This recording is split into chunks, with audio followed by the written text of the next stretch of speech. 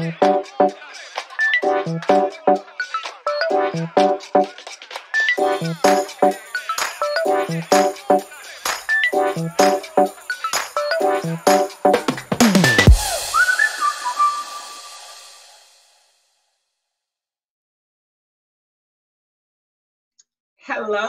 Kylene. Am I saying your name correctly? You are. Awesome. Kylene, aka Kai.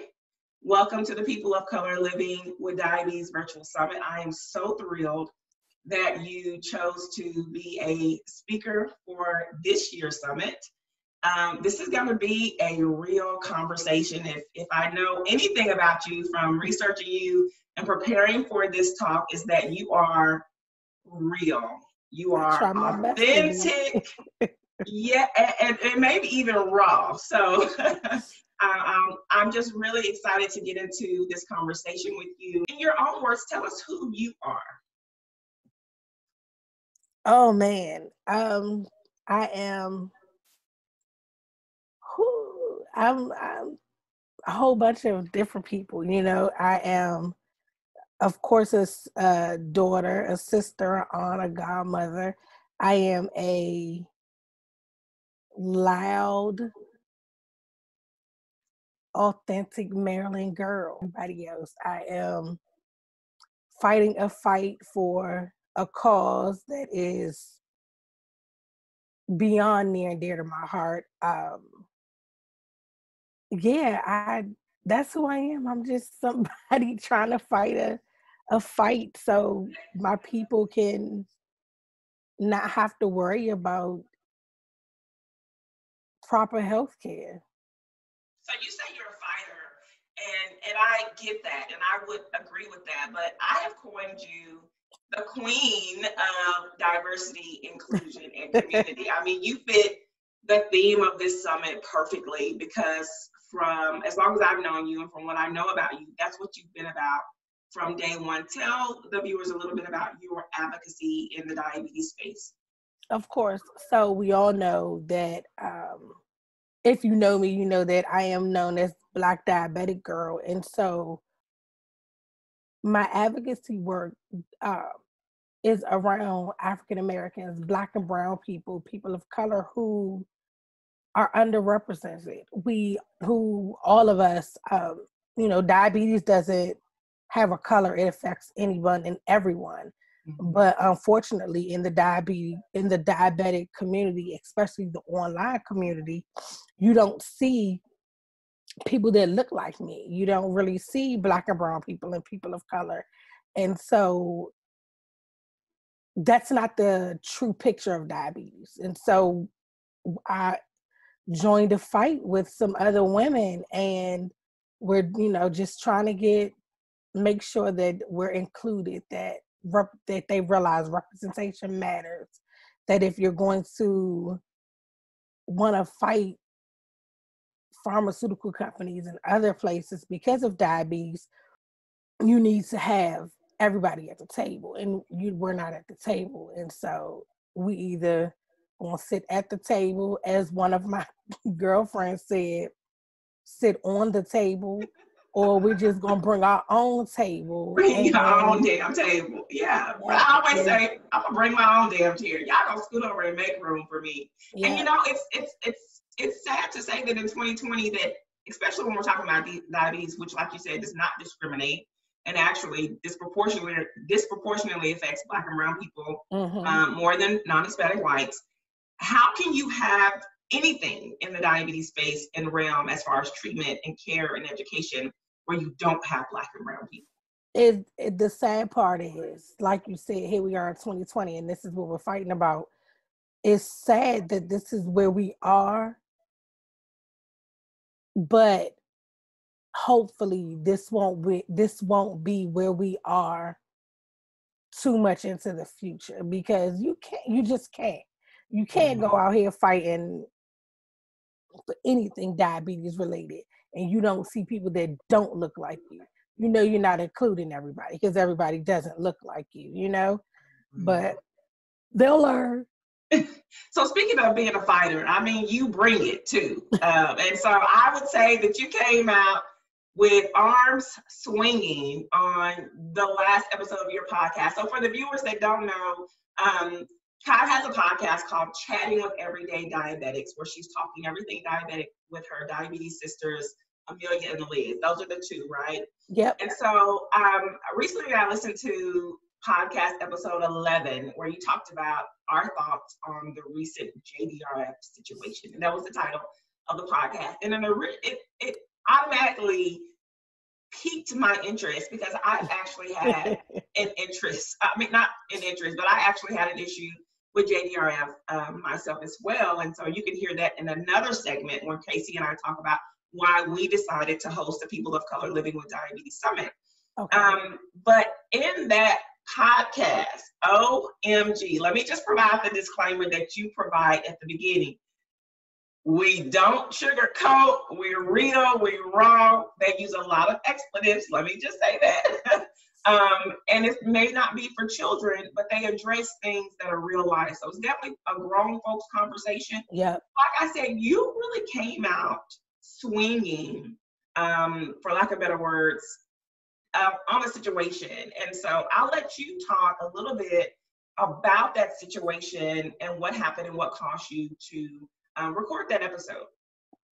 I had to come out swinging. I had to come out swinging because my back was all the way up against the wall. I was defending myself from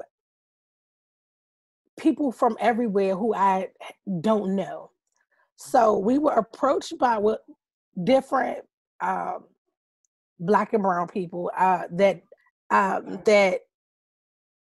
I know of. They approached us saying that they wanted to they wanted to show some diversity on their Instagram page. So they asked us, one was, and I don't remember the questions right now, so forgive me if. They can go back and listen. They can go back and listen They to the definitely podcast. can, because it definitely will be worth your time. I definitely read what the questions were to fact on there. But anyway, they were just questions to address our experience and in the healthcare world, right? So I got asked 3 questions. Only 2 of them made it on my post. And in the post, I just expressed my experience in the healthcare world. I didn't even go into full detail on my diagnosis story. I just expressed that I know that I was misdiagnosed because of the color of my skin. I was overlooked and not treated how everyone should be treated because of the color of my skin. And so that was pretty much what I talked about on my post on Instagram, with JDRF. However, because they've always lacked diversity, their fan base, so their followers, their supporters, weren't really interested in seeing people that did not look like them. That the stories that only 3 of us were able to share, because they stopped posting everyone else, our experiences were dismissed, told they weren't true. We were told that racism has nothing to do with our stories. And this is from people that are commenting. Yes.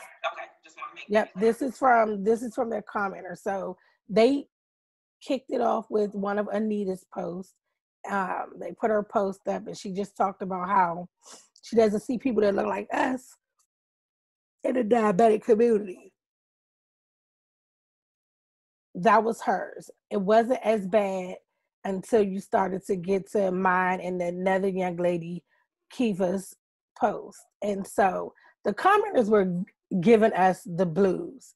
We literally were being told that to find a doctor, figure it out, go to another doctor. This isn't your story. This never happened to me.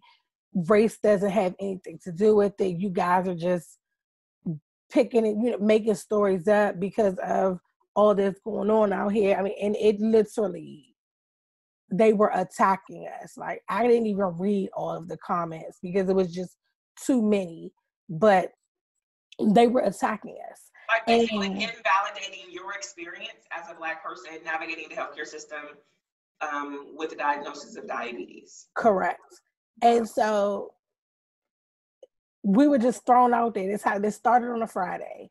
and JDRF hadn't said anything. Like, no one was saying anything.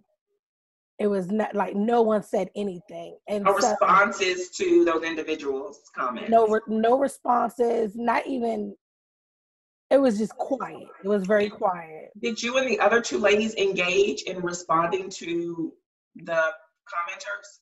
So I made one post. I didn't address it. Well, one comment. I didn't address it to anybody.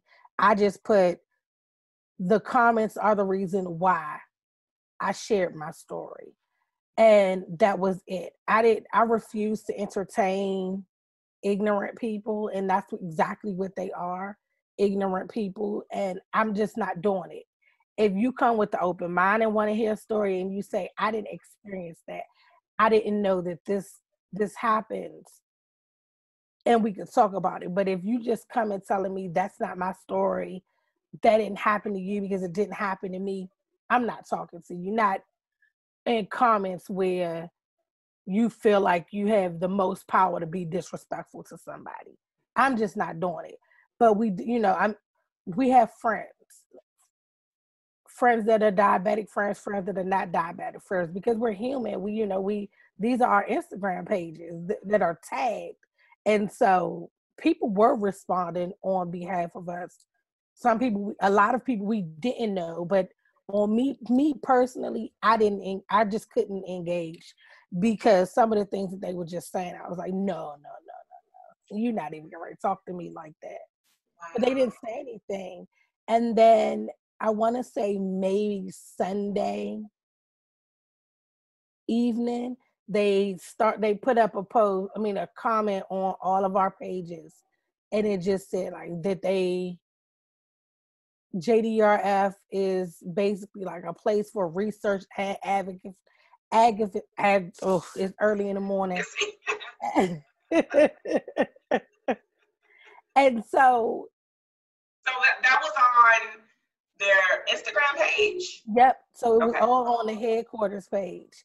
But was there any response to any of the comments that were being posted? Nope. No. So that was their comment, like to address what was going on, but not address it. A fail. Yeah, it was a big statement, but it still didn't address the issue. It didn't say we won't stand for racism, we won't stand for the disrespected comments. It didn't say any of that. And so that was maybe, I think, Sunday evening. We waited and waited. Nobody said anything to us. Like, no one emailed us to say, we're sorry about what's going on. Like, it was quiet. Right. Monday is now here, and comments are still going. Like, the posts are viral now, like the posts are literally viral. The diabetic community was not standing for any of that at all. So people were reposting our stories, reposting JDRF. And they just weren't doing anything. And so, people were angry. People were defending us, saying, these women spoke up. You guys haven't said anything. What's going on? They turned the comments off. And so while turning the comments off, you are stopping the ignorant people, but you're also stopping those that are sharing their stories, that are saying, hey, this happened to me, or thank you, I didn't know that this was happening. Thank you for speaking up. Again, now we're already pissed off. Right. B, we're upset that you didn't say, like, you haven't said anything publicly, privately, anything. And you're not even checking on us. You don't know if we can handle those type of comments. You don't know what mental space one person could be in. And what if I was a person that read all of those comments and I didn't have the thick skin that I have? Those comments could have tore me apart, and it's like, it's your fault.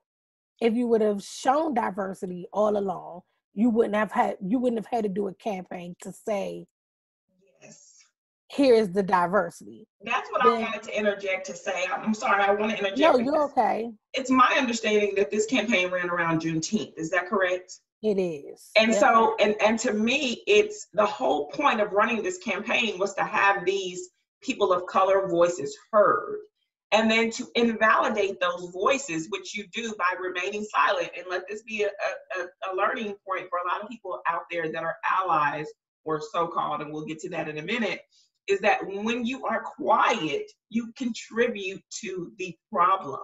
And so it's almost like, yes, he came 3 or 4 days later, I can't remember, with an apology to you all. Was it a public apology first? Because it's like it's a day late, dollar short, the damage has been done. So what did that apology, what did that service recovery look like? So he apologized to each of us individually, privately first. He then went to Twitter and he made a comment, he made an apology statement on Twitter. Then they put the one Instagram post up, and it was still a fail because they didn't address us by name. It was, some ladies were attacked, and it's like, no. You tagged us in these, in these posts when we shared our stories. So those that might not know what you're apologizing for, and to who you are apologizing, need to know. So call us by our names, please. Another fail. It was another fail, and people were not happy. People were constantly calling them out. I mean, they had, like, I feel like that whole, every Instagram post just about was about their silence, how they aren't defending us, how they're, accepting these comments. Whoever their social media managers are not on top of this. Like, where are their PR people? Where is everybody? Because this is a complete fail. Yeah. That's so there was something that you said in the podcast that I quoted, and I want to, like, when I heard you say it, I felt it. It was gripping. And I want to read this to the viewers, and I implore everybody to go and listen to this episode. But you said, and I quote, "I'm pissed off, I'm angry, I'm frustrated as hell. They made me cry, and I don't like to cry, especially over ignorant people. But I refuse to let anyone stop me from sharing a story and an experience that I have, knowing that someone else needs it." And even now, I get goosebumps thinking about it. And I think that's why we do the work that we do. It's tiresome being the voice, being the advocate. I know I used to be a lot more involved, and I pull back so much because it's an extra burden, right? You're already dealing with your own physical, emotional, mental health issues, and then trying to shoulder and carry a group of people. It's a lot. So what do you have to say about that to people that are listening, to people that are saying, oh, that couldn't have been your experience, you should have just found you another doctor, which would piss anybody off and make anybody angry and frustrated as hell. What do you say to people that invalidate those experiences as a Black person living with diabetes? I want to say, you don't have the right to tell someone that their experience is not what they experienced. First and foremost, do not ever disregard, belittle someone, dismiss their story, because that's their experience. Your words and how you question things really matter. You just don't do it. That's the first thing. The second thing I want to tell people is, just because it didn't happen to you doesn't mean it didn't happen to me or someone else. We're sorry. No, you won't ever understand, witness, or experience what we experience because of the color of our skin, because the color of your skin has the privilege. And I think that they also need to understand that we're not saying that this happens to everybody. We are not saying that. I'm so glad you said that. We're not saying that this happens to everybody. And we're happy that it doesn't happen to everybody. However, it does happen. And we need people to understand that it does happen. And be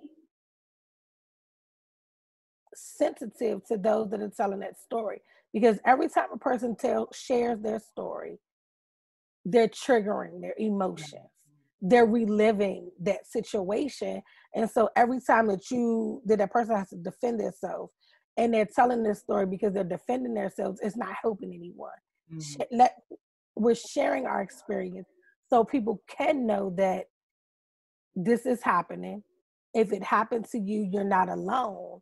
But we don't even get to get that far because so many people are just being negative that people aren't wanting to share their stories. Don't want to share. And so many people need to hear that. And I think people don't realize how much courage it takes to put yourself out there. Yep. It's like you said, it's emotionally triggering to keep reliving something that you've experienced. And I want to definitely get to your experience in a little bit. There's something else you mentioned, or a couple of other things I want to touch on that you talked about in that podcast, but I think it's so important that we address these. You talked about whether or not you wanted to put up the middle finger and basically chunk the deuces at JDRF, right, and quit working with them as an organization, or whether you wanted to continue partnering with them just because they are probably the largest diabetes organization and they have the biggest platform. And your concern is for young girls of color that look like you and can identify with you. If you're not there and you're not partnering with them, that's one less representation that they get to see. Yep. Talk a little bit more about that. And are you still struggling with that, or have you come to a decision? No, I still struggle with it because, again, that's it. They are who is front and center when children are diagnosed, right? Mm-hmm. And so everyone knows them. They are one of the largest. And if we just walk away from places like this, who we hope will listen to us and change how they're run right now, right? If we walk completely away, we're repeating a cycle. So that we're stopping exactly what our fight is for. So now when these young girls are diagnosed and they're growing up, they're not seeing women that look like them. Now they're not knowing that it is women that look like them who can relate to them, who are thriving, who are being, people showing them that, hey, you can get through this. Right. They lose that now. And so now we're back to the beginning. Then we got to start this fight all over again because some little girl is going to say the same thing that we've all said, how come I don't see people like me? Let's start this fight up. And then we're starting all over again. And so for me, I'm always torn there because part of it wants to say, part of me is like, we've had conversations. I'm not the first person. I'm not going to be the last person. Where is the change? When do you just say, okay, you know what? I just can't do this anymore. And then I'm always going back to, it's bigger than me. It's bigger than me. It's bigger than us. This is for our future generation. This is for those young girls or those other women out here who are looking for people that look just like them, because we all face different things. But when you have someone that you can relate to, who can get your bad diabetic jokes, have you thinking out the box when you are talking about what's going on with you, they all need that. So I'm always going back and forth. I will say, we have had a couple conversations with JDRF.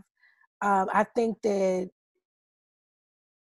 they are hearing us for sure now, because it's a lot of us who are like, no, this is unacceptable. We've heard this song and dance before. If y'all don't get it together, we are going to ride out and do our own thing. Y'all not going to like it, because just as much as you think that it'll only be Black people if we ever started anything, it won't be, because we aren't the ones who close our arms to people and send them away. It's them who don't want us there. We take everybody. And so I love that. We take everybody. They're the ones that turn people away. And so we have those true allies who are like, listen, if y'all don't get it together, if y'all don't do something so this never happens again, I'm not fooling with you anymore. I can't support you. And it's like, we know that diabetes isn't about money, but we're also not stupid. And we know that you need the money to keep this boat going. And if people start to stop donating to you, stop showing up to your things, you're going to realize that, oh, dang, we should have, listened to them. So hopefully they're listening now. Hopefully they're listening. And I think, I personally want to say that I hope that they're listening. I hope that they are truly taking everything that we are saying, that they realize this was ultimately their fault. That the bad thing. This isn't a bad thing. This is a good thing. Like, ultimately, what transpired between myself and JDRF is what led to the development of the People of Color Living with Diabetes Summit. So it's not necessarily a bad thing, because I love the fact of the point that you just made. We're going to include everybody. We're going to be inclusive of everybody. Okay, so it says people of color. That doesn't mean we don't need our allies and people that don't identify with being Black, brown, Asian, Alaskan, all of that. We need everybody. And so talking about allies, I want to get to quote unquote what you call so-called allies, because you also mentioned that you are now, or have as recently, with everything that's been going on with society and Black Lives Matter and the deaths of Black people, that you've been seeing a lack of support from your so-called allies, and that you actually tell us about that. It's been in general. You want to share a post of everything else that somebody is posting, but you want to share these posts when you're selling something, when you're promoting something, but you're not speaking up about what's going on. We know you see it. We don't have, outside is closed. That's my joke about, that's how I deal with what's going on. The outside is closed. So we're not going anywhere. You're not out, playing and shopping. Like, you going to the grocery store. If you're an essential worker, you're at work, but you home. You should be anyway. Yes. Right. You should be at home, so you should be at home. You don't have anything to do but to turn to the TV. You're not watching any sports. And social media, right? So you can't say that you're not seeing these protests, these killings that's going on, and not say something. You cannot not say something about something that's happening to people that you quote unquote support and love and call family. If I'm out here telling you that I'm sick, you are going to share that post. My diabetic sister is sick, but now you have nothing to say when people that look like me are being murdered, are being taunted, are being harassed, dying, all of the injustice that is happening, and you don't have anything to say. I got a problem. I get that everybody isn't outspoken, but you are outspoken on one thing. Be outspoken for everything. You're not even checking and say, are you okay? You're not even reaching out, but you will reach out if it was anything just diabetic, diabetes related. Reach out.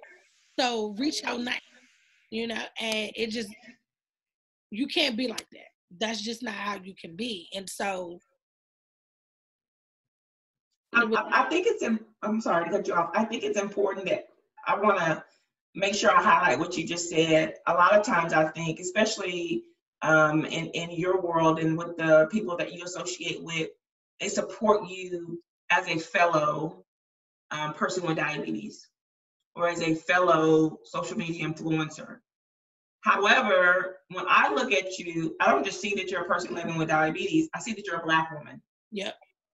And so I think it's important when we talk about allyship that you just can't see me in the cause that I stand for and not see anything else. And if you're only seeing that cause and you're not seeing all the other struggles that I deal with as a people, as a community, as a culture, that's not an ally. Nope, not at all. That's not, you're not supporting me at all. And so you are not at all. And so that's that. You're a so-called ally, and I don't want no parts with you. You can't be out here supporting one piece of me, but not all of me. we can't. I don't want you, and you can support in any different kind of way. It doesn't mean that you have to stand outside and go protest. That's not everybody's way of supporting. Support could just easily be sending one of us sending somebody a DM or a text message if you know them and just saying, hey, I just wanted to check on you. How are you? Are you okay? Like, that's supporting. That's letting me know. I'm not asking you to go scream anything from the mountaintops, but what I am asking you to do is to keep the same energy. Yes. Support me the same way that I support you. And if you can't, then you're showing me who you really are right now. Right. Don't stop supporting me when it's uncomfortable. Yep. When it's uncomfortable is when I need you to support me even more. Exactly. So one of the main goals of this summit is to be heard. We know that there are Black and brown voices that don't feel like their story is heard, that don't feel like they're believed or valued. And so part of me giving you validation is giving you the space to share your story. I want to hear, and I'm sure the viewers want to hear, about a little bit about your diabetes journey, specifically in your experience with being misdiagnosed. Can you tell us a little bit about that? Sure. So, okay, everyone knows I was originally misdiagnosed. I was told that I was type 2. Of course, age played a part in it, but race also played a part in my diagnosis because the provider said to me, it's common in the Black community. So we know that you're diabetic, type 2, uncontrolled. That's it. And so because I necessarily didn't hear anything about type 1, okay, I know that diabetes runs in my family, so cool. I didn't even think anything else about it. Okay, it runs in the African American community. We kind of could have left that part out, but okay. There was no improvement, but I started to get worse. So I started to have flare-ups, and they're like equivalent to food poisoning, but times 10. And so I had gotten sick a couple of times, going back and forth, ended up in the emergency room, ended up being in the inpatient unit, but they were telling me that I had pancreatitis. Okay, sure. It wasn't until my last time that I had a flare up, and I was in DKA and everything, and I was talking to one of the doctors, and we were just talking because I also work at the place where I've been admitted several times. And so we were talking, and then I just started telling her about the different medicines that I was taking, and then we moved on to another conversation. And then I guess she was replaying it in her head because she came back and she was like, have they ever tested you for anything else? And I was like, no. I'm like, I had Kawasaki, I had pulmonary embolism. Like, we were just talking about the different things. And so then she was like, no, I want to run one month, a couple other tests. And so when the labs came back, that's when she was like, no, ma'am, you are not type 2. They didn't do anything. And I'm telling her, no, this is what was done. This is what was said. Here we are. And then I got my real diagnosis, which life has been a lot better than that struggle of trying, thinking you're doing your all and nothing is changing. And so my experiences what led me to do what I do now. I don't want anyone else to go through any of what I experienced. Deal with the lack of representation, having that support, because sometimes, while yes, you are my diabetic sister, sometimes culturally that plays different parts in how I manage my diabetes, and I need to be able to talk to someone that's doing the same thing or going through the same things. And so that was my experience. That's literally my story, but it's also why I got here, why I am where I am now, like why I do what I do. I think that, and I'm glad glad that you shared that. So for the viewers that are out there, you know, if a doctor tells you that you have diabetes, hopefully they've tested you and ran the blood work to be able to know whether you have type 1 or type 2.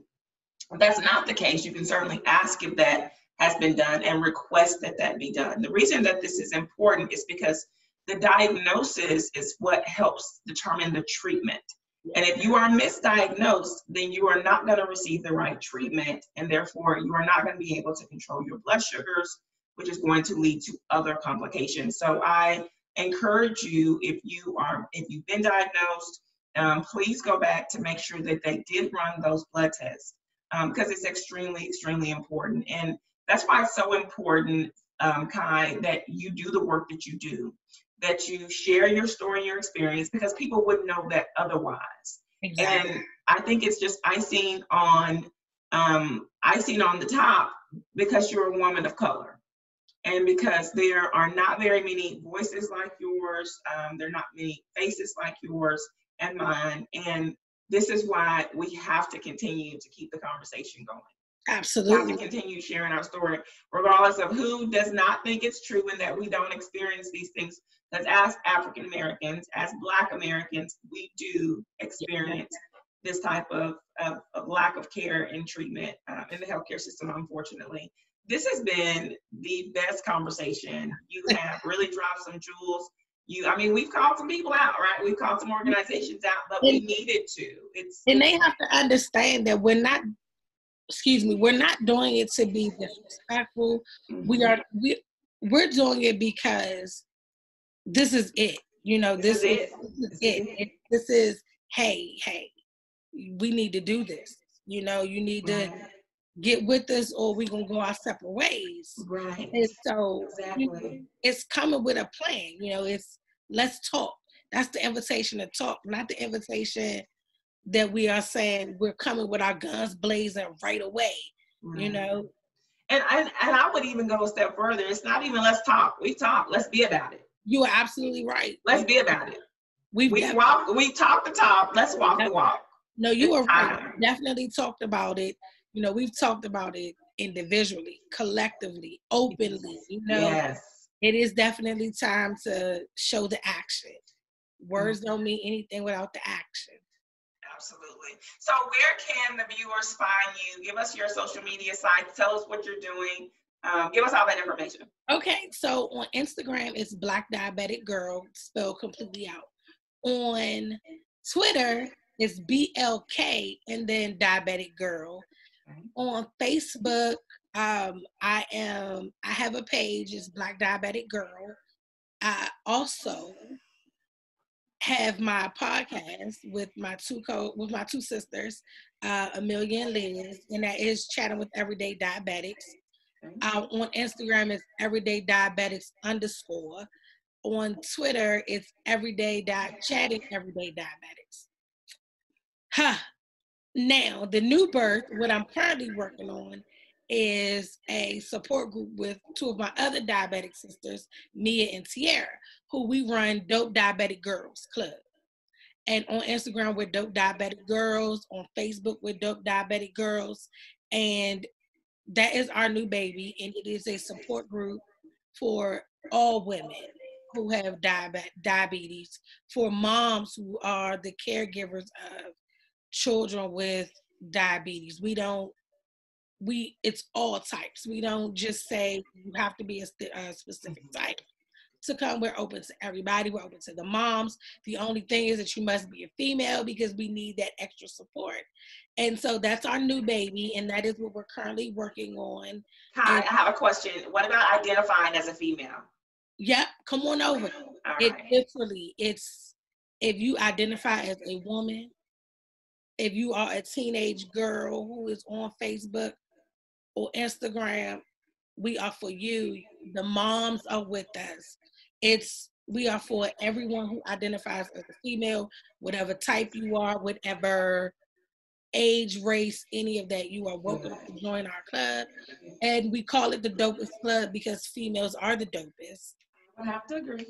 And yeah, we are the dopest, but we're providing that safe space. You know, we are open on Instagram, but on Facebook, we have a private group Then you have to answer a couple questions before we can let you in. But that's our safe space. That is the place that we provide you to discuss any and everything, diabetes, non-diabetes, because we're more than a diabetic, right? So we want to make sure we're giving them that space to talk about whatever they need to talk about. And of course, we have some other things that we want to plan to do, but we need the outside to be open first for that part. That's right. So where can they find your shirts and your cups and all of your Black Diabetic Girl merchandise? So you can find all of my merchandise, and I don't just sell Black Diabetic Girl stuff. That is the originator for sure, because that was the easiest way to show representation. But I don't just stand for Black women, and you know, they're at the top, but women in general are right behind it. And so I have something for everybody, and you can find it at www.blackdiabeticgirl.com. I keep everything simple. I love it. I love it. Thank you. Again, like I said, you are the queen of diversity, inclusion, and community. You are one of the perfect people to speak at our summit this year. And I just want to thank you so much for your time and for your representation. I know it is not easy every day, day in and day out, but I agree with you that this is so much bigger than us, and your deeds do not go unnoticed. So thank you so very much. Thank you. I got some great mentors, some great examples that I follow behind, that I, stand next to. And so I definitely wouldn't be anywhere where I am without having those women who were here before me to do it. If it wasn't for the Sharices and the Ariels and the Anitas, I probably would be quiet, or I wouldn't be as loud as I am. So I got some good ones, but we appreciate you all for doing this, because they need to hear our stories.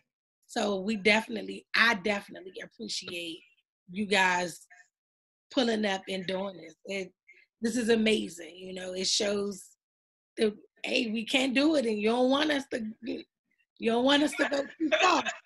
It's being done. Can we can. That's right.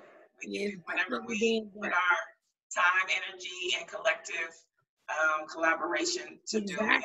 Exactly. So I appreciate you guys. Thank you. You're welcome. You're welcome. It's been good talking to you. We'll talk again soon. Yes, ma'am. Take care.